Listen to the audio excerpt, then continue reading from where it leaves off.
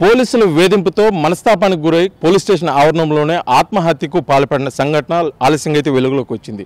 ప్రకాశం జిల్లా దర్శి పట్టణంలో police station ఆవరణంలో షేక్ బాజీ అనే యువకుడు పోలీసుల వేధింపుతోటి భరాయించలేక ఒంటిపై పెట్రోల్ పోసుకొని నిప్పండించుకోవడం జరిగింది. అతనికి వైద్య నిమిత్తం ప్రభుత్వ ఆసుపత్రికి తరలించినప్పటికీ కూడా మెరుగైన వైద్యం అవసరమైన నిమిత్తంలో గుంటూరు ప్రభుత్వ ఆసుపత్రికి అయితే తరలించారు. దీనికి పూర్తిగా లోపలికి వెళ్తే దీనికి సంబంధించి గతంలో ఒక కేసు విషయమే షేక్ బాజీ అనే వ్యక్తిని పోలీస్ స్టేషన్కి పిలిపించడం, విచారణ పేరుతో చిత్రహింసలకు గురి చేయడం, అతను ద్విచక్ర వాహనాన్ని కూడా పోలీసు ఆవరణంలో బంధించడంతో పాటు అతను మనస్తాపానికి గురై ఒంటిపై పెట్రోల్ పోసుకొని ఆత్మహత్యకు పాల్పడాలని చెప్పేసి కూడా బాధితుల యొక్క తల్లిదండ్రులు అదేవిధంగా కుటుంబ సభ్యులు తెలియజేస్తున్నారు.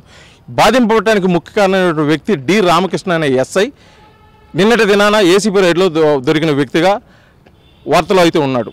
అతనిపై ఏసీపీ అధికారులు 20,000 లంచం తీసుకున్న కేసులో ఏసీపీ కోర్టు కూడా హాజరుపరచడం జరిగింది.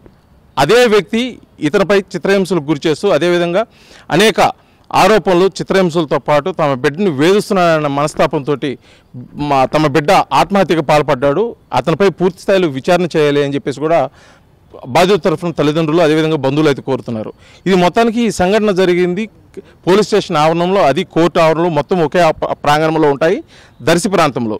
ఆ ఆవరణంలో జరగడం వల్ల కూడా అక్కడ ప్రజలు ఇది చర్చనీయాంశంగా చర్చించుకుంటున్నారు.